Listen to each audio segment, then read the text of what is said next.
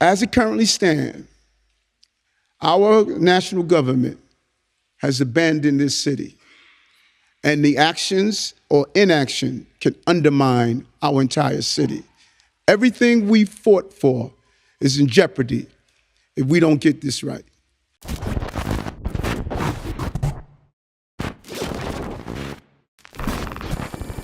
It appears that New York City Mayor Eric Adams is fed up with illegal immigrants being dropped off in his city by Texas Governor Greg Abbott, but he's also fed up with a couple other people as well, the Biden administration. Mayor Eric Adams blasted President Biden on Wednesday, saying the White House had turned its back on the Big Apple and left the city to handle the arrival of thousands of migrants on its own, a situation His Honor said triggered one of the largest humanitarian crises that the city has ever experienced.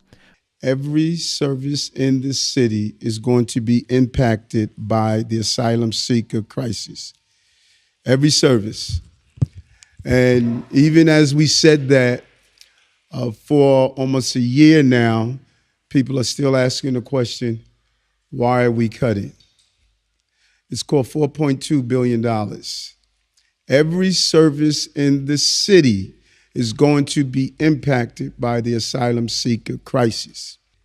Why isn't every elected official in Washington, D.C. asking the national government, why are you doing this to New York? The national government has turned its back on New York City, and we have to ask that question. They just started asking that question. Everyone should be joining Jumaane Williams.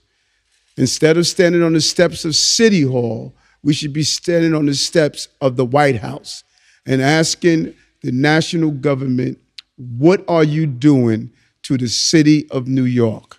And as I visit the Hercs, which I don't see a lot of people going in to visit, when I go there and visit them, there's only one thing they ask for. They don't want our free shelter. They don't want free food. They don't want free clothing. They're saying, can we work?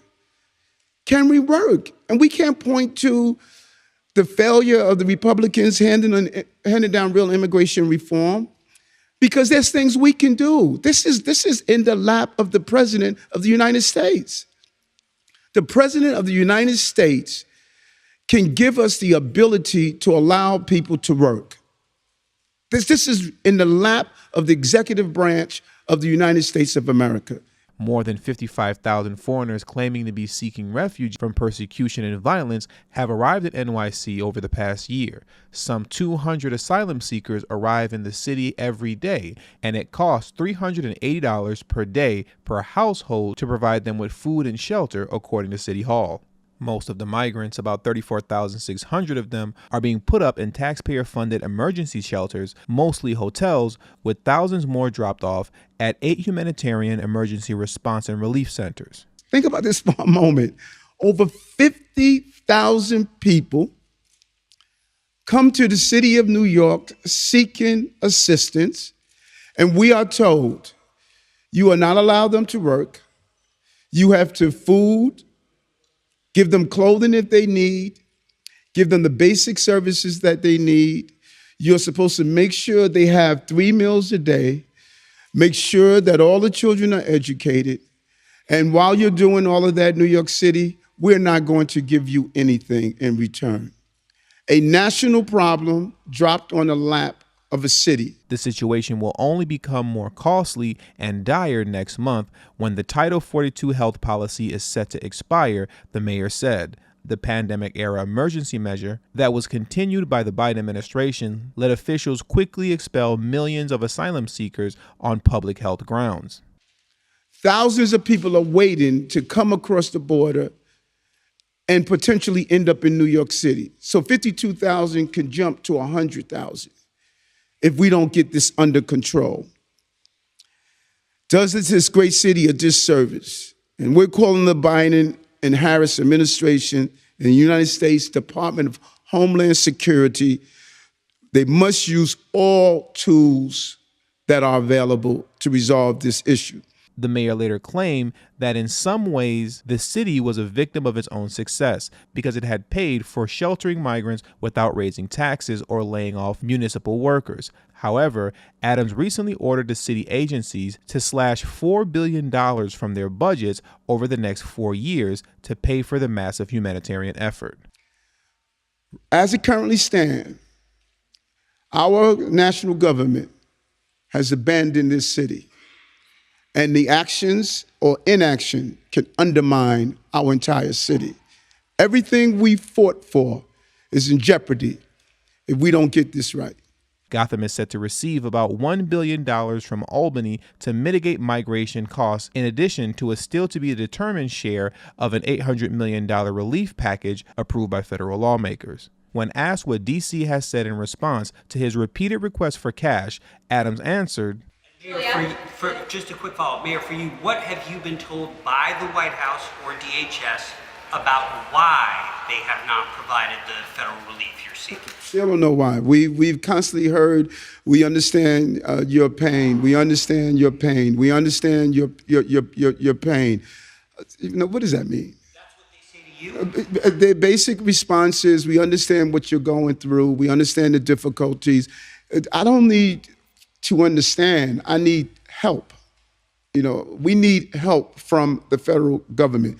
And I really need New Yorkers to understand Title 42 is about to lift. That's a temporary Band-Aid to a problem. Title 42 lives. Thousands of people are waiting at the border. They're potentially going to end up in New York. So this is really potentially the beginning of our problem at this level. This is unimaginable how this can destabilize our city. All the work that we've done to recover our city, this could destabilize New York City. The White House has responded by attempting to deflect criticism for insufficient funding into fiscally conservative House Republicans, even though Democrats control both chambers of Congress until January. We're proud of our partnership with Mayor Adams and the significant investments we've made in New York City through the president's historical legislative accomplishments, including the American Rescue Plan and bipartisan infrastructure law, a White House official said. I'll say this much in closing. This is definitely being done on purpose as it pertains to the Biden administration's refusal to cut a check for Mayor Eric Adams. The White House is currently cutting multiple billion-dollar checks for the war in Ukraine, and they are also out here cutting checks for different nations in Africa. But when it comes to New York City, all of a sudden they're telling Mayor Eric Adams they don't have any money anymore. If you ask me, the Biden administration is deliberately keeping New York City in a complete state of chaos, to which it can then justify expediting a fast track to citizenship alongside with other resources. The more New York and other cities like Chicago remain in chaos over illegal immigration, the more an executive order is justified that would create sweeping immigration reform to create a fast track to citizenship. It's all pretty obvious if you ask me. And with all that being said, that does it for today's video. So please make sure you hit the subscribe button as well as the bell notification next to the subscribe button so you'll be notified whenever I release a new video. All social media links will be pinned in the comment section below. I also have a Telegram group now, so if you have Telegram, make sure to hit the link in the description box below as well as pinned in the comment section to join my Telegram group. And also, please make sure you text tdhiphop to number 33222. That's tdhiphop to number 33222. That way you'll get a text notification whenever I release a new video, but it also serves as an insurance plan for myself, so in case YouTube ever gives me the axe, I'll be able to send you a direct link to where you can find me next. And last but certainly not least, for those of you who have a love and appreciation for the work that I put in on this channel, the #1 way you can show your support is through Patreon. For only $3 a month, that will help put me in position to take TD Hip Hop Media off of YouTube. Remember, the goal is not to grow big on YouTube, but to grow independent of YouTube. And for those of you who have issues with joining Patreon, you can also hit the join button that's next to the subscribe button, and that way you can become an official channel member for as little as $3 a month as well. And lastly, if you haven't already, please make sure you join the emailing list. There is no way that I can go independent of YouTube if I cannot take the audience with me. And the link to that will be pinned in the comment section as well. Thank you for your time, and until the next video, peace.